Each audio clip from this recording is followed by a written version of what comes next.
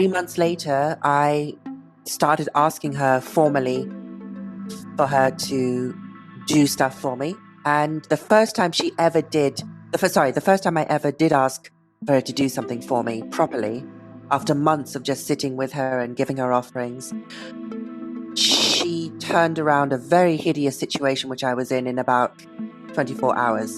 And that's when I thought, okay, all right, I know what's going on here. I've got the green light. That was my green light. I think if we're all really honest with ourselves, that's why we get into this stuff. Because if you think about it, a lot of us come to Magick because we lack what we want. In my case, I mean, we talked about this in our last episode. For me, it was all about seduction magic because when I was very young, I think I was probably very insecure at the time. And magic was my entryway into getting the attention that I wanted. And then it just sort of snowballed from there.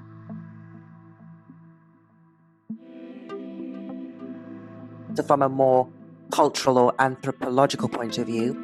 But I actually learned through speaking to her that she enjoyed, I'm just speaking for myself here, so, this is what I got from her.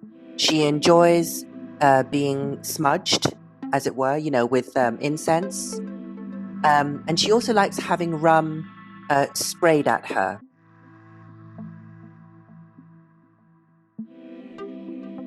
Welcome to the Spirit Box podcast, where we explore folklore, magic, the world of the spirits, and everything in between.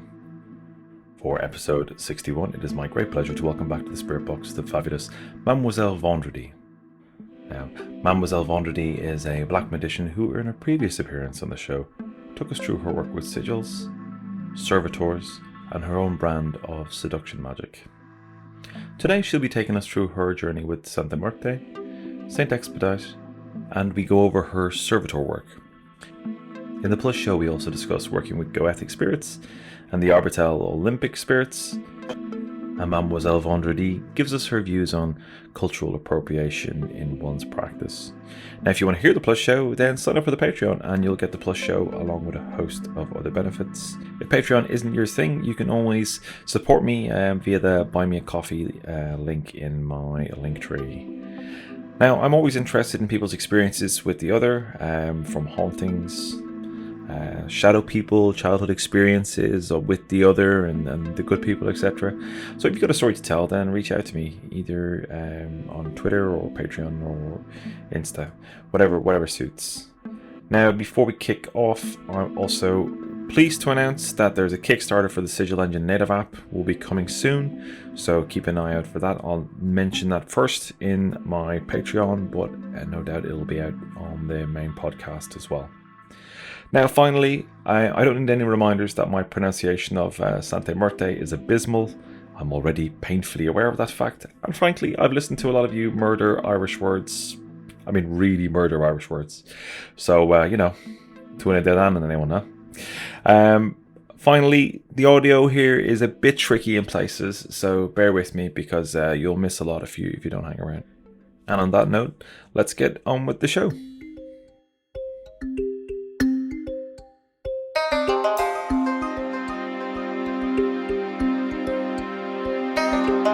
So I'm delighted to welcome back to the Spirit Box, Mademoiselle Vendredi. It's lovely to have you back. Thank you very much for having me back. It's been too long. Am I allowed to say that? It's only been a couple of months, but it's been too long. Your first show with us was very popular. Lots of people were commenting on the information you shared and then the knowledge you shared. Particularly when you work with egregores and servitors and seduction magic. And what I wanted to kind of ask you is, what have you been up to since then? I've been following you on Instagram. You should definitely follow Mademoiselle Vendredi on Instagram. She's got some fantastic stuff to do. Like that, I'll leave the notes. I'll leave it in the show notes for everybody.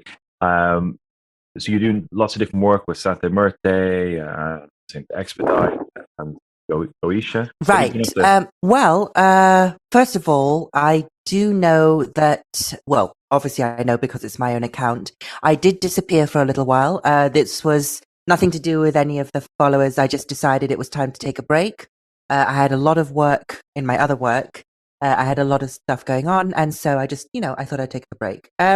What have I been doing since the last time we spoke?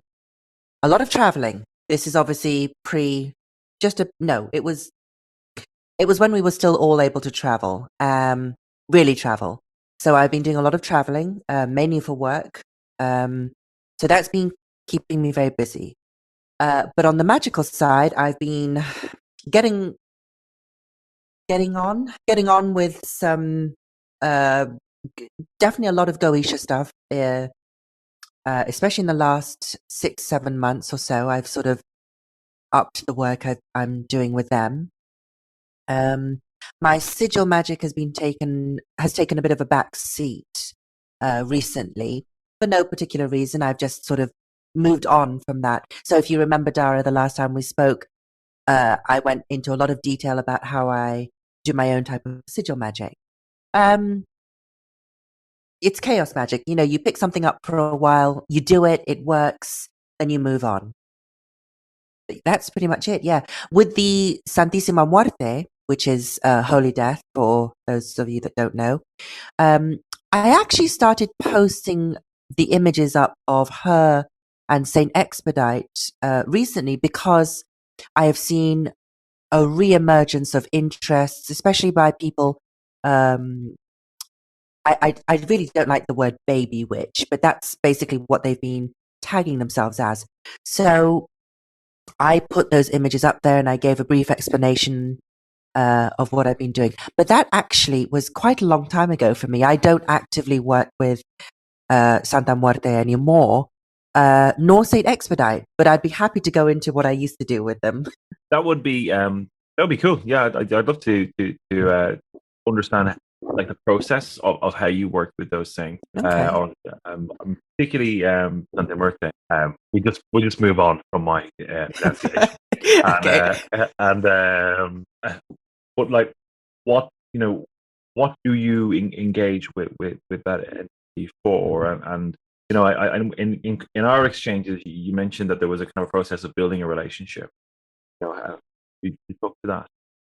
Okay. All right. Well, my experiences with La Santa Muerte started about 10, 11 years ago now. If I try and think of the exact year, I was living in London at the time, and I would frequently visit a spiritual botanica. So for those of you that don't know, botanica is the Spanish word which is used a lot to indicate a magical or a spiritual shop. So the botanica that I was visiting a lot in South London was actually Caribbean owned, and it was through the proprietor that I sort of started getting to know Santa Muerte, which a lot of people are going to say, well, that's really weird. Why, what's the connection between, because of course Santa Muerte comes from Mexico. I have to actually note here that prior to engaging for the first time in active conversation about her with this woman, I had seen her image coming up a lot. For those of you that believe that spirits lead us to them, this was basically a calling of sorts.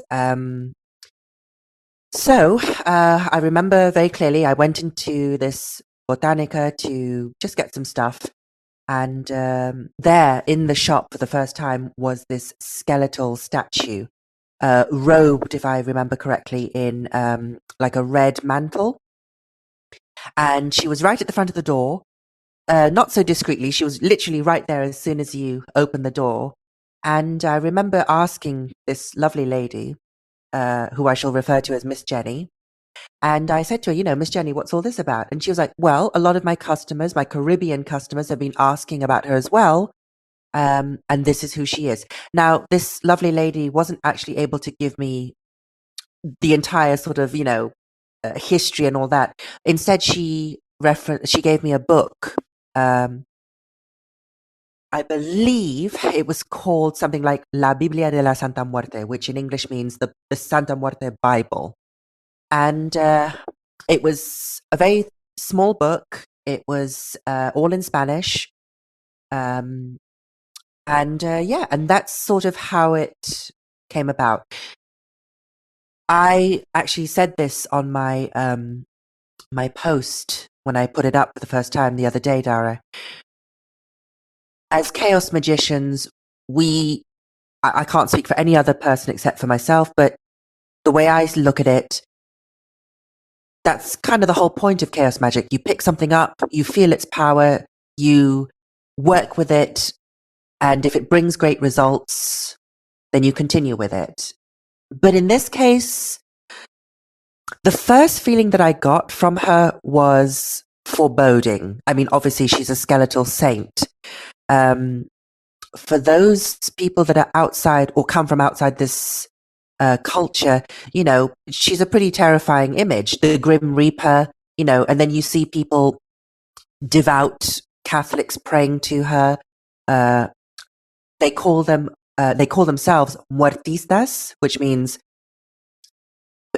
devoted to her cult, I guess. And muertisa means death people, which in Spanish it makes a lot more sense. And yeah, the first time I really sort of sat down with her image, because that's what I did. I bought an image of her, a little small one from the shop. And I thought, okay, well, I'll give it a try, see what I get from it. At this point, I'd been working with Saint Expedite for about 15 years. So there was this idea running in the back of my head that, you know, do I need to be introducing another spirit into my catalog of other spirits? But after that initial sort of sit down with her, and I just sat with her in the evening. I remember I put her image up in the apartment I was in at the time, in a discreet place on my altar, and just sat with her. But it took me a long time to really build up I was waiting for a green light, if you know what I mean, Dara. You know, that feeling where, okay, it's okay to start asking her for things. And yeah, that's how I built up my relationship with her. Slowly, slowly, I would sit, listen to what she had to say. And then as the weeks went by, she would ask for this or she would ask for that. It was always small stuff. It was never anything huge or expensive. And yeah, and then it got to the point where I actually decided at one point, I remember thinking clearly, okay, she's not for me. I don't think that I can do any work with her. But she just kept insisting. And this is, if you cross-reference with a lot of other people's experiences with her, sometimes she just isn't, you can't ignore her. And 3 months later, I started asking her formally for her to do stuff for me. And the first time she ever did, the first time I ever did ask for her to do something for me properly, after months of just sitting with her and giving her offerings, she turned around a very hideous situation which I was in about 24 hours. And that's when I thought, okay, all right, I know what's going on here. I've got the green light. That was my green light. Wow, that's really intriguing. Really intriguing. And that process of building the relationship and the offerings, how you were describing it there, it sounded like there was some like communication or a feeling that was you were getting a sense of what to give her, what was working, what she liked, didn't like, that kind of stuff. And was it what? How did that communication work? Was it a sense of kind of what's right, or were you getting something a bit clearer with her? Well, in my experiences with dealing with all types of spirits, I always hear their voice in my head. And it couldn't have been clearer. So again, for all your listeners that do actively work with Goetia spirits or demons or Arbitel spirits, you can hear it crystal clear in your head, and you can hear your own words, your own thoughts as well, and they're very distinct and very different to the spirits' words. And so yeah, I would sit down, I'd be just setting up, I don't know, lighting a candle, and then I would hear the voice in the back of my head saying, "This is what I want from you this week." And yeah, that's just how it went. It was my voice in my head, but it was also her voice. Yeah. And yeah, that's kind of how our communication went. Yeah, that's really interesting because I had the host of What Magic Is This podcast, which is a fantastic podcast. Douglas Batchelor was on the show a couple of weeks ago, and we were talking about that in terms of like how do spirits interact, and he was saying kind of like the voices that he heard were quite distinct. I have to make a point here, Dara, that we're talking 11 years ago in London, and even within the occult community here in London, Santa Muerte wasn't as big as she has become here in the UK. And so just stumbling across her image frequently, I spoke just a second ago about how I kept receiving these images or signs from her. It was unbelievable at times, magical even, that her image kept coming up everywhere. Once I received the green light, she was all over the place. I mean, I don't know if you know London very well, but I would find her in the most random places. I remember I was walking around where was I? I was in Camden Market. And I was walking around looking for some stuff, nothing to do with magic, I don't think. And then there she was, an actual statue of her at a stall. And I remember asking the woman, the guy, I think it was a guy. I remember asking him, oh, that's interesting. Why have you got the statue? And I can't remember the story he told me, but even he was unsure as to why he had it. And I remember that stuck so clearly in my mind. Of all the places to find a Santa Muerte statue, right here in Camden Market. And the guy, it was so mysterious. The guy was like, well, I don't really know how I got this statue. And there was a moment when I was like, magic? So, yeah. So I just wanted to make it clear to your listeners that her image, unlike obviously in the States and definitely in Mexico, her image at that time was just not, you couldn't find it anywhere. In fact, if you look on my Instagram post, I think it was one of the posts I put up about her, one of my earliest altars to her. If you will look, all of the images of her are printed off from the internet because you couldn't get statues of her back then. Incidentally, was that Botanica in Brixton? It was indeed, yes. Do you know of it? I think I might know the one. Is it in the market? It's on Electric Avenue or Electric Row. Yeah. And I used to hang around there all the time.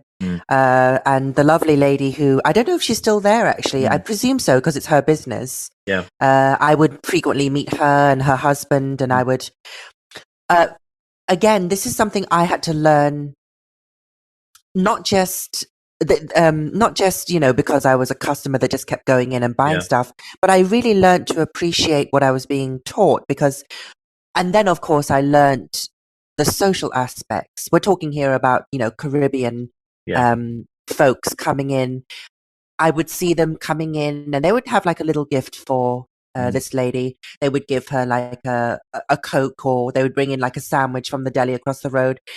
And I would see how she would interact with them. And it wasn't just, this is a customer, come in, buy your stuff and get out. So by that, I learned not only about the Caribbean botanicas, but also about how magic knowledge is imparted in this cultural paradigm. So that's what I started doing. I would get little stuff, maybe I don't know, like a £1 sandwich from Tesco's. And I would just come in and say, oh, I've got this sandwich. And then she would just let me stay in the shop all day sometimes. And that's when I really started asking a lot of questions, not only about Santa Muerte, but about, I'm not going to stand here and say that I know everything about Obeah, but she, just by sitting with her and watching her deal with her clients, I learned a few things. And I really encourage people to do that. I mean, now with COVID, it's not really possible. But if you ever have that chance to just be able to learn, not by, I don't even know how to say it. You learn passively, you just sit there Yeah. quietly. You see the women coming in. You see the young women coming in crying because they just lost their boyfriend and asking the proprietor what to do. And she would go rifling for a candle and some oils. And then you would just listen. You'd listen in, and that's what I did. And that's how I learned about a lot of stuff, actually. So Yeah. yeah. Yeah. No, I mean that sounds really that's like a really lovely way to learn as well. Like it's like a very kind of informal exchange, but there's kind of a subtle apprenticeship going on there as well. Rather than kind of like this, you get that quite regimented structure in, or of learning and grades within kind of traditional Western ritual magic. I mean, that seems to be kind of falling away, to be honest. But yeah, but it's also there's a community feeling with what you're describing. That's most fun. I'm convinced it's the same store. It might be the same proprietor. Because the place that I used to live around that area like 20 years ago, maybe. And yeah, there was a store like that, but it was in the market. But I remember that's the first time I ever kind of um, saw the word Goetia, and it was in a glass cabinet. There was a copy of the Lesser Key of Solomon and Goetia in it, and I was like, I know that's a really powerful thing. I know, I could recall. I know it's quite a hot topic right now, talking about cultural appropriation, Mm, especially within the magical community. yeah, I mean, this isn't a new topic, but it's something which is being talked about a lot more. And I'm living it. mm, I'm living for it. And I have to make this point though, Dara. Saw, I remember seeing a lot of, again, Caribbean folk coming in, yeah, and they would buy up the traditional candles, the hoodoo candles. They would buy up the Santa Muerte candles. They would also be buying books on Kabbalah. They would also be buying books on Goetia. So my point here is that, isn't that just the beauty of magic, that yes, on the yeah, one hand, we have to acknowledge and respect the traditions mhm, that they come from. And also, just to add to that, Dara, if a tradition really is closed, to a certain extent, I do believe that anyone who's not within that's inner sanctum of the practiced religion, yeah, I, it's, do we really have the permission? But then on the other hand, I sure. saw many people of all different races and Mm, religions and colors coming into that shop, and you had 50-year-old Caribbean women buying stuff on Goetia. yeah, How much more magically transactional can you get? yeah, yeah, absolutely. And I mean, as well, but London is like that as well, isn't it? I mean, it's like just a crossroads for the world. Um, you're bringing back lovely memories of living in that neck of the woods. Wonderful place. Yeah. Just to go back to the Santa Mm. Muerte story, for those of your listeners that know London very well, there is an area called, or there's definitely a tube station called Seven Sisters.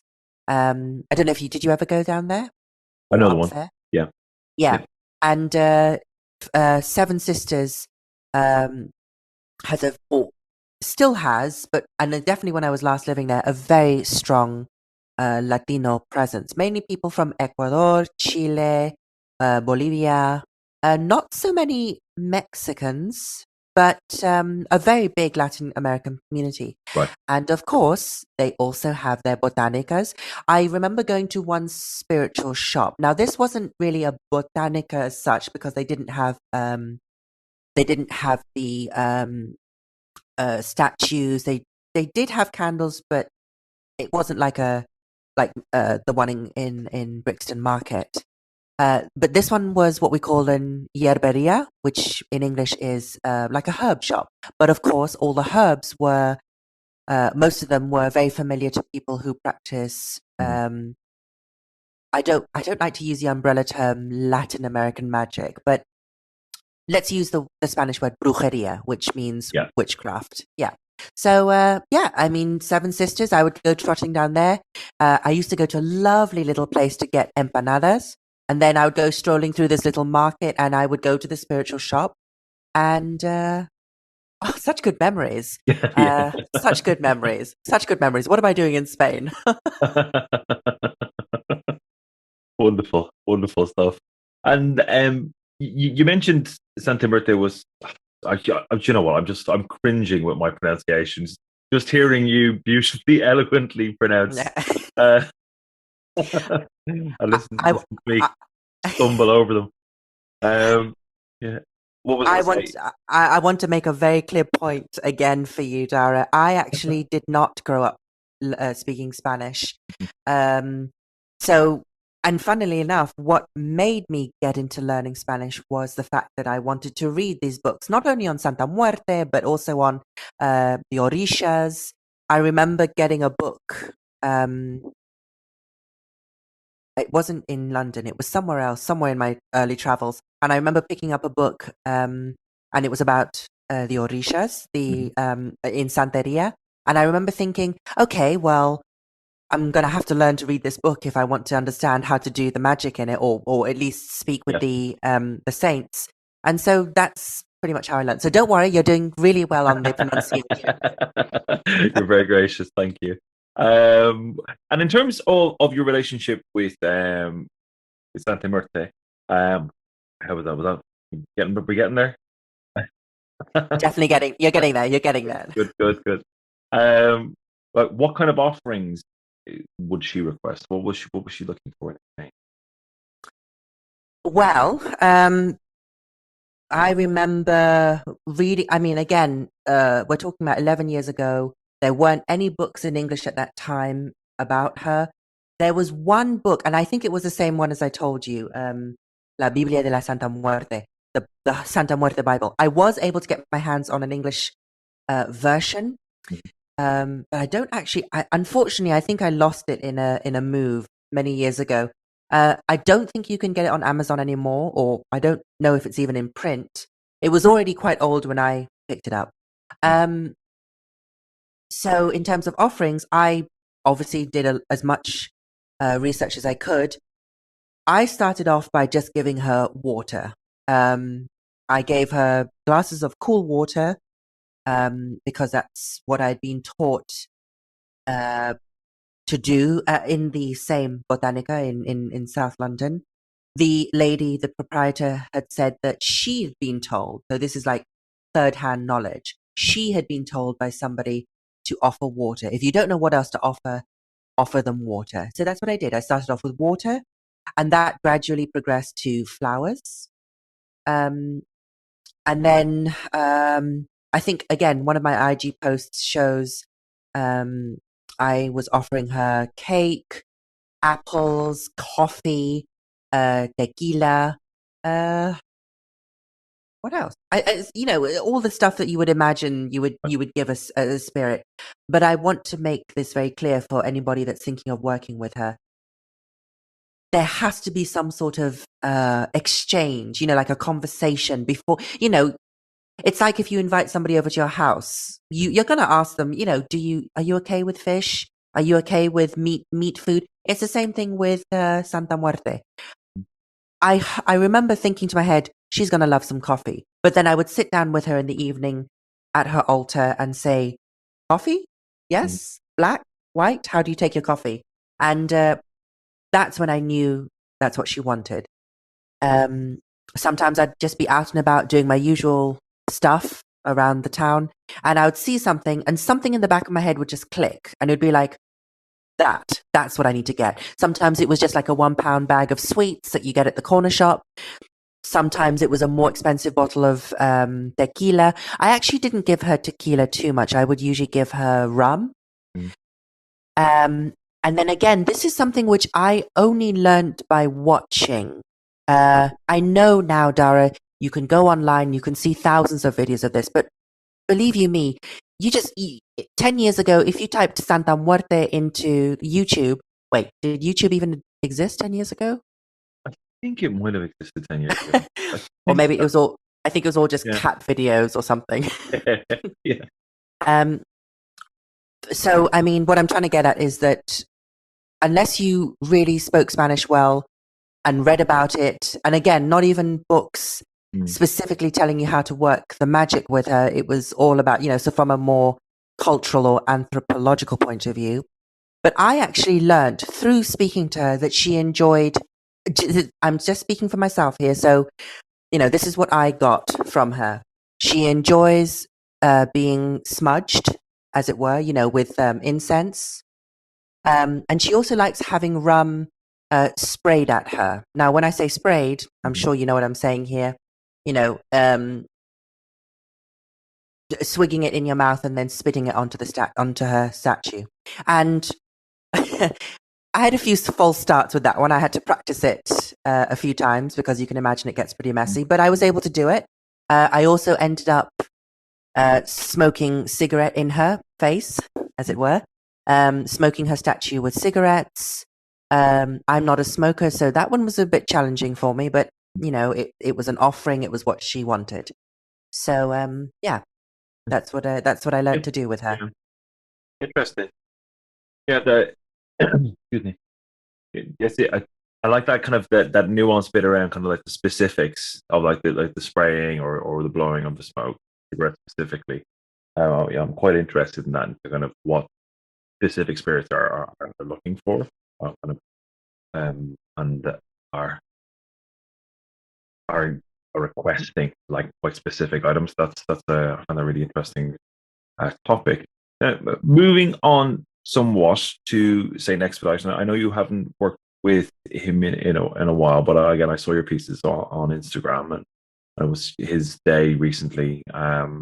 So kind of how did that start?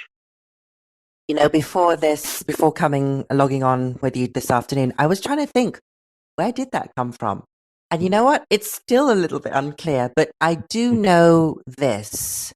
When I was still living in the Middle East, and I was fairly young at that point, I remember coming across, you can see it in one of my posts. I came across a statue, an all-white statue, so it was unpainted. It was done in resin, and it was sitting on a shelf in a supermarket in the Middle East. That sounds bizarre in itself, but I bought it, and I think it just sort of stayed with me for a little while. And the image itself is actually the Holy Child. It's the Holy Infant, Santo Niño, so Holy Child. I can't remember which Holy Child it is. I think it's Santo Niño of Prague. The Holy Child of Prague. There we go. Yeah. In fact, actually, I have another one sitting here, which I bought soon after. So there he is. Oh, so for all of those who can't see, I'm showing Dara my little statue there. Yeah. I'll put a post up about him as well. Over time, okay, so at this moment in time, I got very, very into Santeria. Again, but for those of you that are thinking I went through a whole initiation process, I didn't. So before anybody, tries to catch me out on that one, no, I am not officially initiated, but it was obviously something that really spoke to me. And then I started collecting saint statues, and I think I came across Saint Expedite's actual image. It was long before London, so maybe it was about 15 years ago it was over 20 years ago now. So I came across his image, didn't know anything about him. Again, in the typical fashion, he had a prayer on the back of his prayer card. It was in Spanish, and so I had to figure out what it was all about. And that's really how I started with him. And then again, I started developing a relationship with him. I would ask him to do me favors. I had read, this is going to be really interesting for your listeners, Dara, but do you remember that Anne Rice book about, it was obviously within her vampire Mhm. chronicles, but it was one specific book about the Mayfair witches, I think it was. I can't say I do. I've only read Interview with a Vampire and Lestat. I think are the two ones that I read. So she also did some sort of like other books in the same universe, but two of them were specifically about the witches that are mentioned in the Right. vampire ones. And I think it was there that I learnt that Saint Expedite likes Jamaica cake or rum cake or whatever it was. And so I tried it. And yeah, and again, that's where all of this came from. It was a combination of reading a lot about Santeria and then Saint Expedite's name coming up. Uh, and then, researching a lot on folk Catholicism, Mhm. um, saint veneration. And it was all sort of a really natural process. If I look back, Dara, I can't honestly tell you right now where exactly I started working with him. Mhm. It was such a slow and gradual process. I have to say, I'm really surprised that the Child of Prague statue has a connection. I wasn't aware of that at all. Like, because that particular statue is hugely popular in Ireland. I think I've got about three of them at home back in Ireland. Like, I didn't realize there was a connection. Like, but they're from like a couple of generations back, in my family, and there's a kind of a superstition connection around within the statue is encoded that when the apocalypse is going to happen, with the two fingers being down, saying it's like around in the 2000 thing.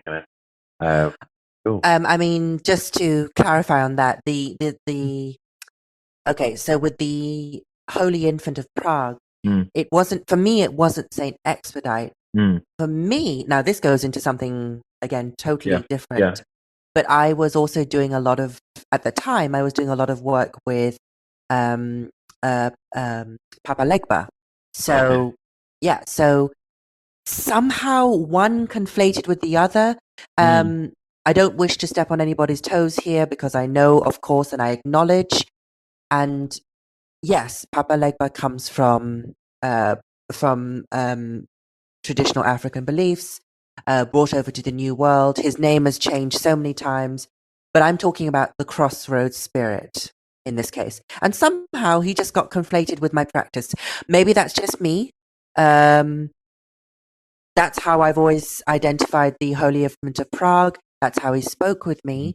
And I don't know really what else to tell you on that score. I've never heard of anyone else yeah. conflating the Holy Child of Prague with Baba Legba, but Well, I don't know what. everyone has individual practice. It's human categorization doesn't work in the spirit world.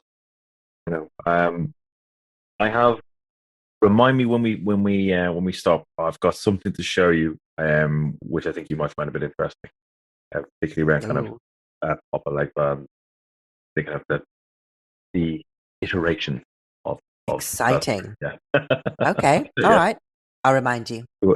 Um, so when you were last on the show, as you said, we spoke about your servitor work, we spoke about your sigil work, and you also went through your seduction magic work, which was really popular. And I was just really interested because I know you get a lot of DMs and people asking you about like your servitor work and how to do that kind of work. I mean, you must get a lot of requests around like the seduction magic work you do. I would say that's probably the number one thing people DM me about is, and for, why not? It's so fantastic that in this day and age, we're able to do this, Dara. Mm-hmm. We're able to just connect with other workers. I want to put a disclaimer out there, of course, that, not everybody that you connect with is going to be the genuine thing. Don't take everything with a pinch of salt. Even me, even me. Um, but in this case, I would say that majority of the DMs that I get are about seduction work, or another very popular one, of course, Dara, is how do I reconcile with an ex-partner? That one I Right. get a lot. Uh, Less common, but still fairly regularly, I get a few DMs about how do I break up another couple so that I can be with the person that I want to be with. Yeah. Um, I don't judge because that's not who I am. And also, I don't believe that magic has a there is no good or bad for me. It's just, Yeah. your will, you do Mhm. what you need to do. As long as it sits well with you and you can take full responsibility, you do you. Yeah. But yes, that's what I get messages about all the time. Yeah. Yeah. I can imagine that. For a while, I used to get a lot of messages about people asking about gin magic, and engaging with gin and petitioning gin for specific results. And like I've done a lot of research into gin, but I don't practice working with them per se. Um, but I say about it got to the point where I had to change some of the information about me, going like I don't offer magical services, but I'd say about 50% of the requests, particularly for in the gin, were about love. They were about love, retrieval of partners who left, that kind of thing, or again looking for specific interests from people. I mean, look, we're all humans at the end of the day. If it's not about love or seduction or Mm. sex, it's going to be about money and power. And, let's all just be honest here. That's why I came to magic. So, Yeah. Well, I yeah. think you're absolutely right, though. I think that's where a huge amount of magical practice is. It really is. I mean, they are that's the real kind of like rag and bone shop of the heart. That's where people are. That's what matters to people. Dara, do you remember? I don't know if you know this reference, and I don't know if it's from Ireland or if it's an old English thing. Do you remember there's that phrase, flags, flax, fodder, and frig? Do you remember that? Do you know that one? Oh, that might be an English thing. Okay, I believe then it must be an old English thing. I think flags is clothes, flax is food, no, flax is a roof over your head, fodder is food, and frig or fridge is Yeah, sex. And I yeah. remember reading that somewhere. It was outside the context of Mm, magic, but I remember reading that somewhere. I must find the reference for it. mm, And basically, that's what we've all always wanted: roof yeah, over our heads, clothes on our body to keep us mm, warm, good food, and then, of course, if we can get it, yeah, great sex. yeah, So it doesn't yeah, surprise me that you tell me that people DM you about mm, doing work, either yeah, seduction or love or mm, money. mm, And I think if we're all really honest with ourselves, that's why we get into this stuff. Because if you think about it, we a lot of us come to magic because we lack what we want. In my case, I mean, we talked about this in our mm, last episode. mm, For me, it was all about seduction magic because when I was very young, I don't know, I think I was probably very insecure at the time. And magic was my entryway into getting the attention that I wanted. And then it just sort of snowballed from there. And I think your framing there of why people get into magic, I think is correct. I mean, a lot of people take different directions, but I think that entry point of why people engage with things. I mean, I was chatting about this the other day on the podcast I mentioned earlier, on what magic is this, that an ability to game the system, an ability to change the rules to bend them for you, for what you want, for what you desire, you know, be it money, be it be it the attention of someone that you have your eye on, and there's nothing wrong with that. They're both very noble pursuits, to my mind. It's the meat and bone of life.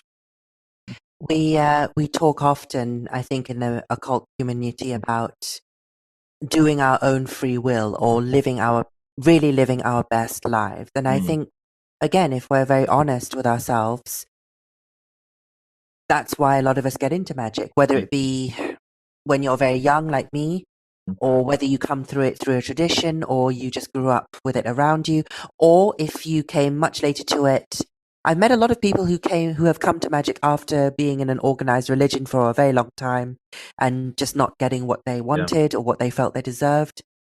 I think these are the primary driving forces for our magic. And again, free will. True will.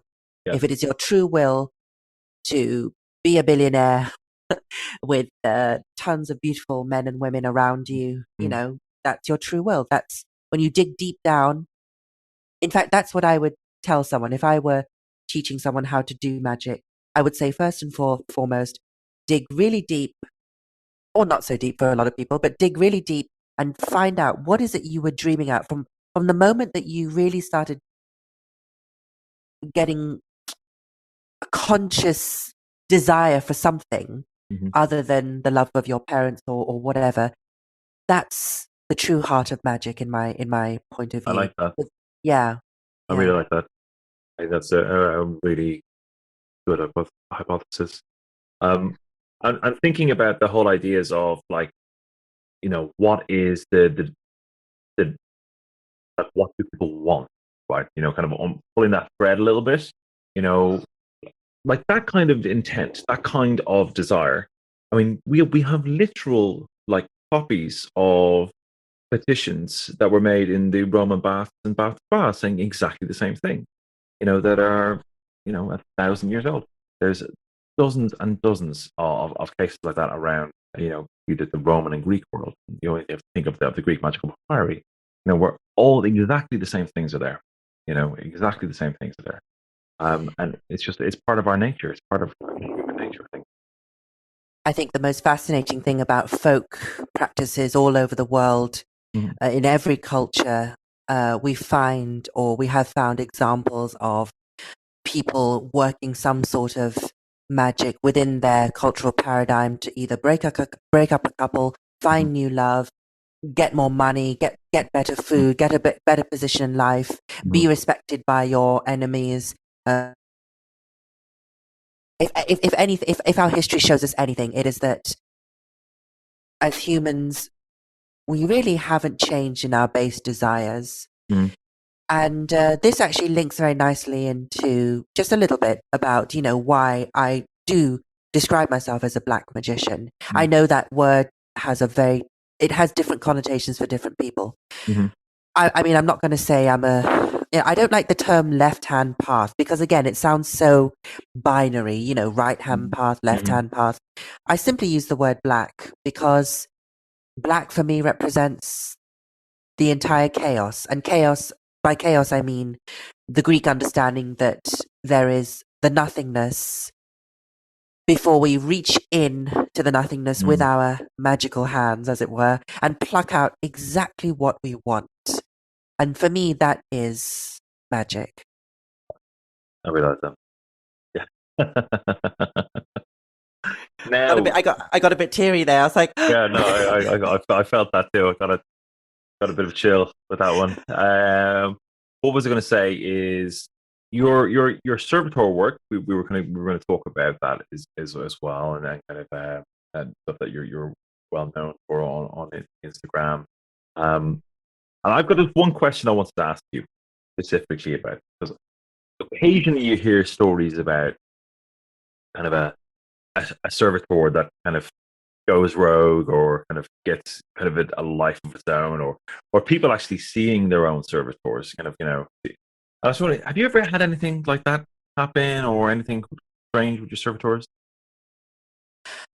Okay, no is my basic answer. Yeah. I've never had in all the time that I've really dedicated myself to this branch of magic, I've never had a servitor go rogue. I've never had a servitor turn against me. I've never had any of them behave in any other way than what they are programmed to do. Yeah. As for your second question, you mean like, have other people seen them, do you mean? No, like you yourself.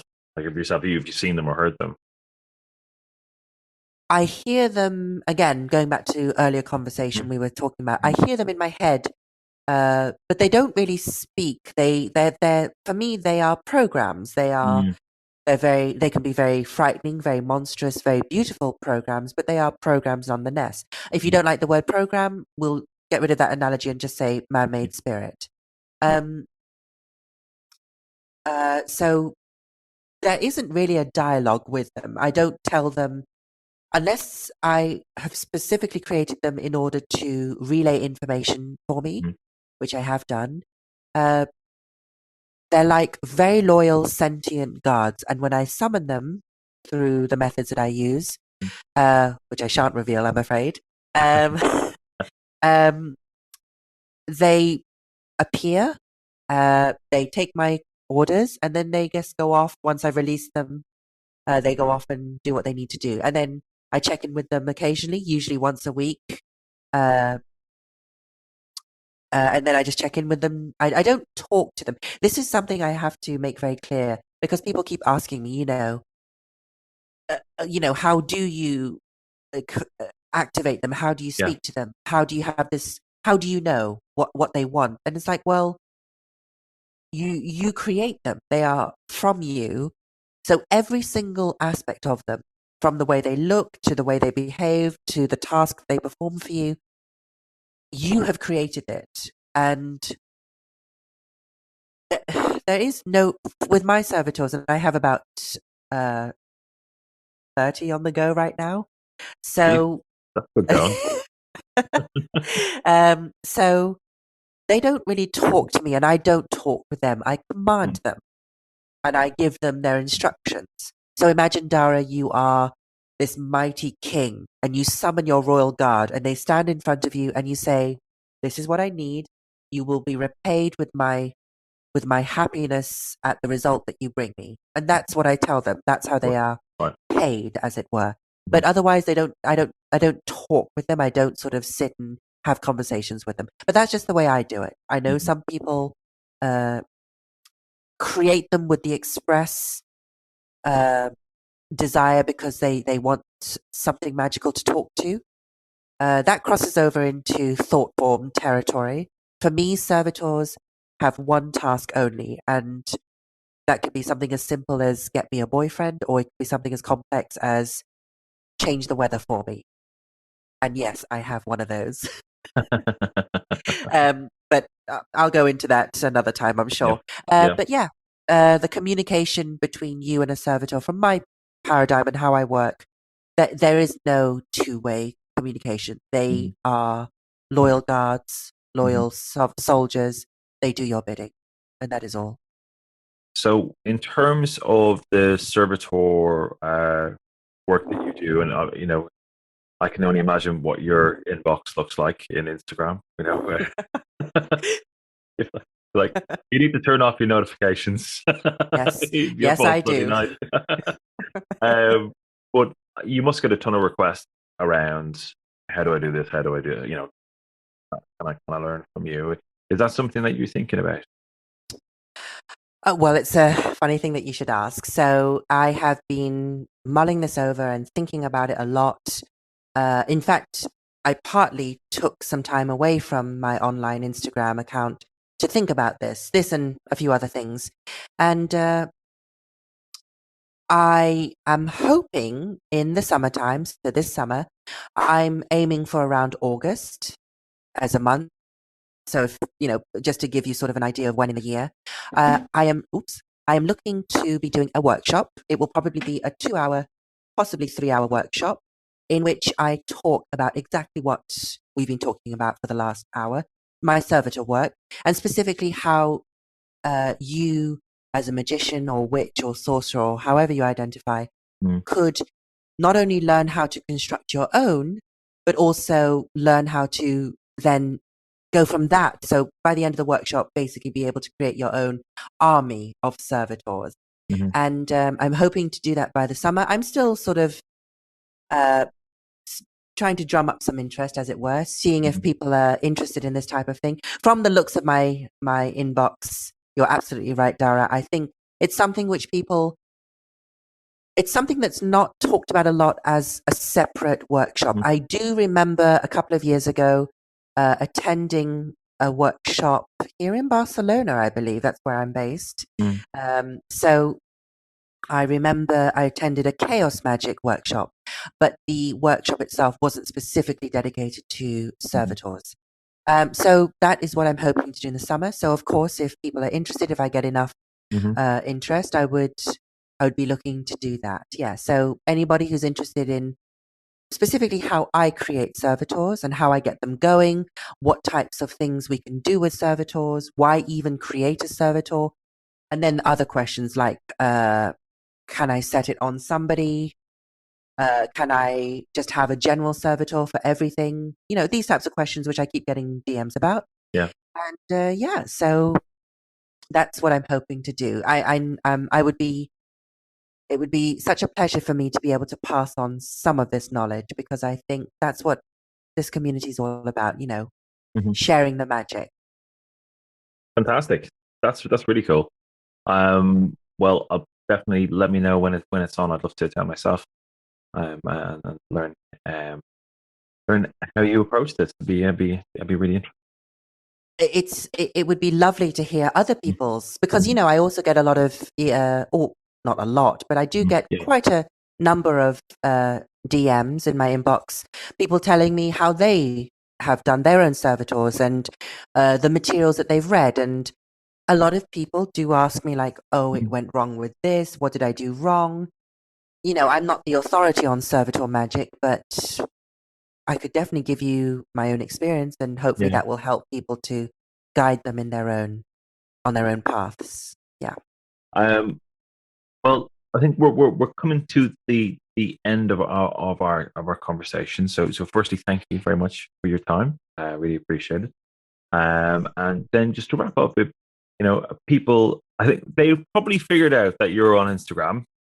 If they haven't DM'd you already, we will leave the link to your Instagram in the show notes for everyone to follow you. Is there anywhere else online that you live, as it were? No, I'm only and exclusively on Instagram at Mademoiselle Vendredi. So it's just me.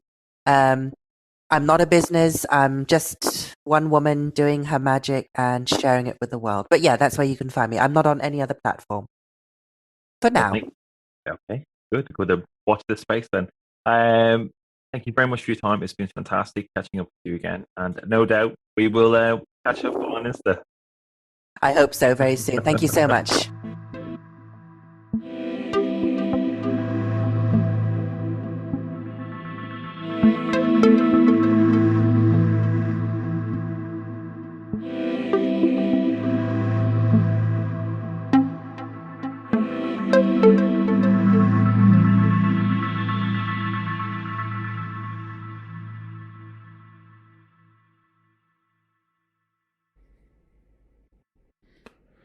Wonderful, wonderful stuff. So nice to have Mademoiselle Vendredi back on the show. I really enjoy talking to her, and I always learn something.